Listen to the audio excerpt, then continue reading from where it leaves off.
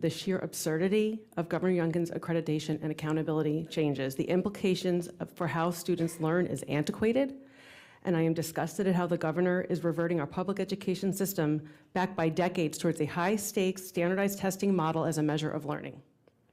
The new system is designed to over-identify schools as failing in their goal to educate students and painting an inaccurate picture of public education in Virginia.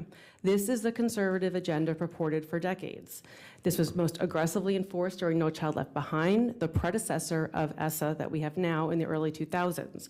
This is a way to delegitimize public schools so that conservative elected officials can move money for public schools for all to vouchers for parents to choose some other schools that will magically appear as choices in communities. And yes, this is what's happening in Houston from as far as I can tell and what I've been following. Houston is actually, if you remember, where former President George W. Bush was from. It's also where NCLB emanated. Houston is ground zero for high-stakes standardized testing. To suggest a memorandum of understanding for a failing school, that is what's happening in Houston.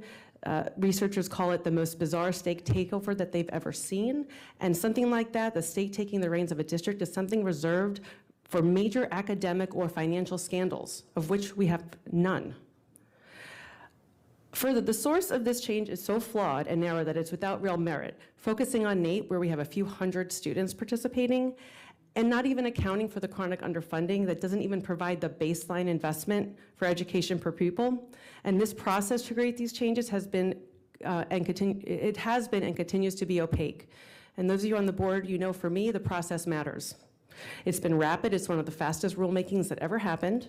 It's not been transparent. Votes have been conducted during summer recess when school boards and other education professionals are largely unavailable. Unlike our board, where we post agendas days in advance, the materials that the State Board of Ed is voting on aren't even available, and appointed, not elected leaders are making this change about matters of local operation of education. The Virginia Board of Education is so focused on this system, yet they have said nothing about the reality of chronic underfunding for the baseline of education. This is important and troubling for two reasons. If the state wants a new accountability system, that will take time and money to change. Any system change takes time and money.